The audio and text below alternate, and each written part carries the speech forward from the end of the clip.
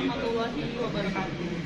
Sebelumnya, perkenalkan nama saya Putri Indah Permatasari atau biasa dipanggil saya peserta WhatsApp dari Angkatan 4 Kelompok 2. Sebelumnya, saya di sini akan podcast bersama Ibu Kusniarsri selaku pengadil teknis di Inspektorat 2. Sebelumnya, Ibu boleh memperkenalkan diri terlebih dahulu. Halo, assalamualaikum warahmatullahi wabarakatuh. Saya Kusniarsri, pengadil teknis di Inspektorat 2.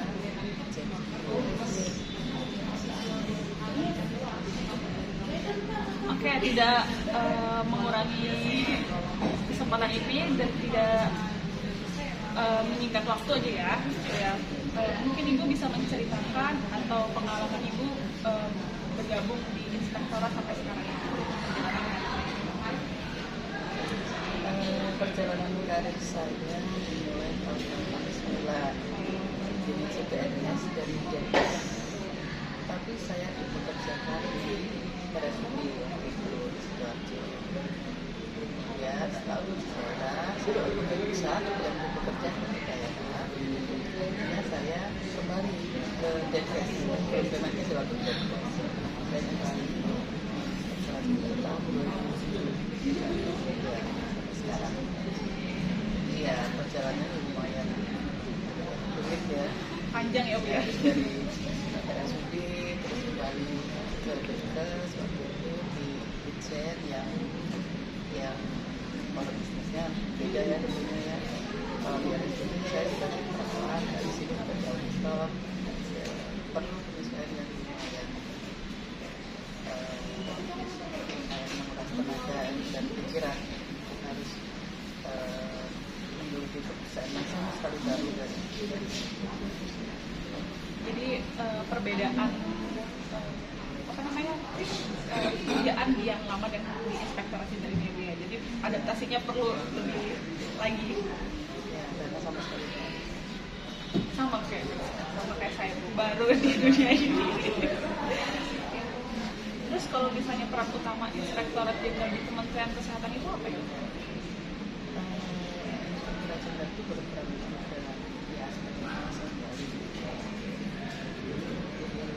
Akan banyak kegiatan maupun program anggaran yang digunakan oleh Kementerian Kesehatan. Jadi Inspektorat Jenderal memastikan bahwa segala sesuatu on track, anggaran digunakan sesuai kebutuhannya, tata cara membangun juga sesuai kebutuhan. Dari mulai perencanaan sampai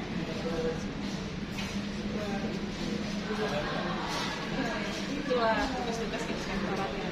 Sebelumnya apa yang membedakan Inspektorat ini sama unit lain gitu Bu? Ciri khasnya dari Inspektorat Jenderal itu apa? ciri khasnya adalah jadi kita ini sebenarnya kalau dulu fungsinya itu kan melakukan pengawasan itu bisa berupa bisa audit dan itu perjalanan ya, melibatkan perjalanan di situ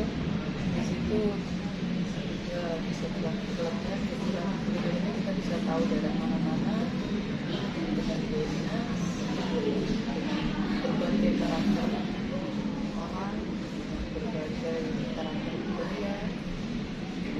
Kita jadi tahu kalau orang seperti apa, orang Sumatera seperti apa, gimana cara menghadapi, kita harus belajar. Jadi kalau kita bisa mendalami apa yang kita kerjakan. Jadi selain sisi dari pekerjaan juga kita mengenal budaya di Indonesia ini ya Bu, dari barat sampai ke timur. Ya, dari Sabang sampai Merauke kita pernah melihat kaki ya, dan beda ya udah berapa ya masa kerja saya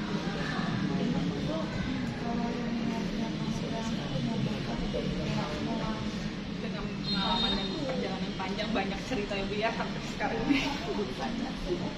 nggak selesai sehari. Iya. Dan semua Dari pengalaman Ibu nih ya di Inspektorat Jenderal ini, apa yang budaya yang membantu untuk meningkatkan good government? kalau kita